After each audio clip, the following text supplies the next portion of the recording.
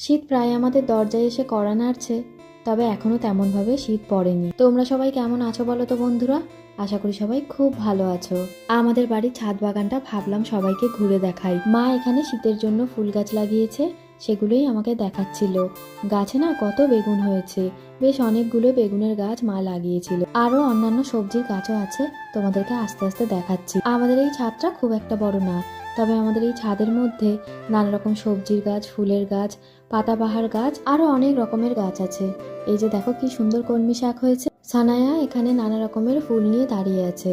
সানায়ার দাদিমা একটা একটা করে ফুল ওকে তুলে দিচ্ছে আর ও হাতের মধ্যে জমাচ্ছে। ছাদের প্রত্যেকটা গাছ মা খুব যত্ন করে বড় করে তোলে। আর এই কুল গাছে না প্রচুর কুল হয়েছে। শীতের সময় মনে হয় একটু বেশি কুল হয়, আসলে বর্ষায় যে কুলগুলো হয়েছিল সেগুলো খুব একটা বেশি হয়নি।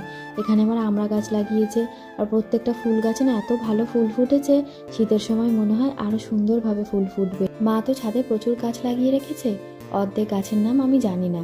প্রত্যেকবার আসলে আমাকে যদিও বা বলে, আমি আবার ভুলে যাই। আর এই সাদা ফুলটা কি সুন্দর লাগছে তাই না? আর এই ফুল গাছের বীজগুলো দিয়ে এই গাছগুলো বানিয়ে রেখেছে, সারা শীতে খুব ভালো ফুল হবে। আর এদিকে আরেকজনের কাণ্ডটা তোমরা দেখো, সারা ছাদ ঘুরে ঘুরে ফুল তুলে যাচ্ছে। তোমাদের না আরো একটা জিনিস দেখানো হয়নি, গাছ ভর্তি সবেদা হয়েছে। এই গাছের সবেদাগুলো খুব মিষ্টি। আগের বছর যখন হয়েছিল তখন খেয়েছিলাম।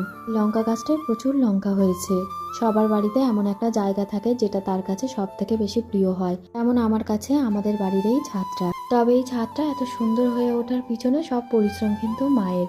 মা যদি এত পরিশ্রম করে ছাদটা না তৈরি করতো, তাহলে এত সুন্দর ছাদ আমরা উপভোগ করতে পারতাম না।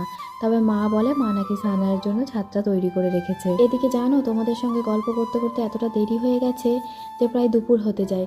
আমি আবার যাবো মায়ের বাড়িতে, তাই রেডি হয়ে বেরিয়ে পড়েছি।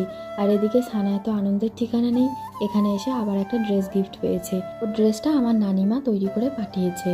আর এখানে সন্ধ্যের খাবার দাবার চলছে। আমি এসেছিলাম দুপুরে, দুপুর থেকে এসে খাওয়া দাওয়া করে এমন ঘুম দিয়েছি, হয়ে গেছে সন্ধ্যা।